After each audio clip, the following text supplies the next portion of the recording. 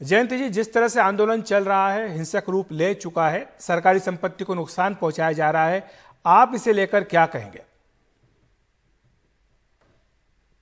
देखिए, अभी तो कोई आंदोलन का स्वरूप ही नहीं है। ये तो एक भयानक विस्फोट हुआ है और ऐसे में संभलने की जरूरत है। नौजवानों को समझने की जरूरत है और जो बुद्धिजीवी वर्ग है उसे आगे आने की जरूरत है और सरकार को भी बहुत ही नर्म रुख रखना पड़ेगा। ये बहुत ही अच्छे संकेत देश के लिए नहीं है। मैंने ट्वीट भी किया है, हर माध्यम से मैं अपील भी कर रहा हूं और मैं यही चाहूंगा कि मुख्यधारा में जो भी लोग हैं उन्हें आगे आके नौजवानों को समझाने की कोशिश करनी चाहिए। जी बिल्कुल। जिस ट्वीट का आप जिक्र कर रहे हैं उसको मैं पढ़ करके सुना देता हूं। ये स्क्रीन पर दिखाई भी दे रहा है। जयंत चौधरी ने ट्वीट किया है, अपने घर को मत उजाड़ो नौजवानों, धैर्य, तपस्या और विश्वास के बिना आंदोलन रचना असंभव होता है। विरोध करना आपका हक है, लेकिन कानून और मर्यादा के दायरे में रहकर। आपको लगता है जयंत जी की इस ट्वीट के बाद जो युवा हैं और जो अपील आपने की है, अन्य भी नेता अपील इस तरह की कर रहे हैं, उसके बाद हिंसा का जो रास्ता है वो छोड़ देना चाहिए?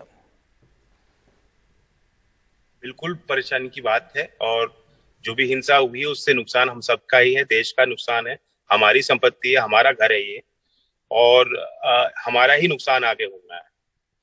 और कहीं कुछ अनहोनी कोई घटना हो जाए तो परिवार उजड़ जाएंगे इसमें। इसलिए मैं कह रहा हूं कि सरकारी एजेंसीज को भी बहुत ही नरमाई से पेश आना पड़ेगा और यूथ को भी एक स्पेस देनी चाहिए हम लोगों को कि वो अपने बात को रख पाए, लेकिन तरीके से हो, ज्ञापन दें, अधिकारियों से मिल लें, अपने तरीके से बात रख लें।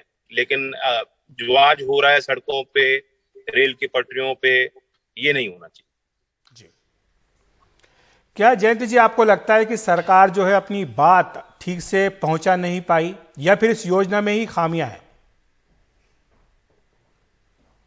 देखिए, सरकार में बहुत अच्छे कम्युनिकेटर्स हैं, इनके तो प्रशंसक कहते ही हैं, विरोधी भी कहते हैं कि अपनी बात समझाने में बहुत माहिर हैं, लेकिन बार बार उन्होंने फैसले ऐसे लिए जो समझाए नहीं जा सकते। तो जो योजना ही खराब हो, कितने ही जो है ढोल बजा के आप, नगारे बजा के बताओ, समझाने की कोशिश करो, लेकिन जो जिसके लिए आपने कानून बनाया है वो समझ गए हैं कि उनको हानि पहुंचेगी और अब आप उसको जबरदस्ती उनको तो मना नहीं सकते। आपको वक्त देना पड़ेगा, सरकार को पीछे हटना चाहिए। जब ये जो प्रयोग है, जो एक्सपेरिमेंट है, फेल होता दिख रहा है तो इसमें सरकार की वाहवाही होगी अगर सरकार पीछे हटे। तो आप सुझाव दे रहे हैं कि सरकार को इसमें पीछे हटना चाहिए। वैसे मांग क्या है आपकी? आपको क्या लगता है कि इस पूरे हिंसक आंदोलन जिस तरह से चल रहा है, इसका हल किस तरह से निकल सकता है?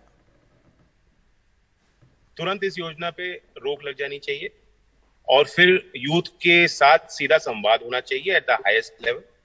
और आर्म्ड फोर्सेस के जो जो अधिकारी रह चुके हैं, जो रिटायर्ड लोग हैं, जिनकी बहुत बड़ी इज्जत समाज में है, उनके माध्यम से जो भी अगर सरकार रिफॉर्म करना चाहती है तो उनके माध्यम से कम्युनिकेशन होना चाहिए। जी जयंत जी, कल सरकार ने देर रात को कदम उठाया। ये कहा गया कि जो अधिकतम उम्र सीमा है 21 वर्ष से बढ़ाकर 23 वर्ष कर दी गई। उसके पीछे दलील दी गई है कि पिछले 2 साल कोरोना के कारण जो बच्चे परीक्षा नहीं दे पाए वो परीक्षा दे सकते हैं। इस पर आपको क्या लगता है कि क्या इसके बाद युवाओं को बात, जो सरकार की बात है, वो मान लेनी चाहिए? नहीं, देखिए, सवाल उससे गहरा है। आपने 2019 में 80,000 नौकरी दी थी भारतीय सेना। अब आप कह रहे हो कि हम 40,000 देंगे, उसमें से भी 25% मिलेंगी, यानी सिर्फ 10,000 स्थायी नौकरियां मिलनी है और वो भी अब टू 25% है। उसका क्या पैमाना होगा? 4 साल बाद किनको नौकरी मिलेगी, कैसे मिलेगी, कोई क्लैरिटी नहीं है।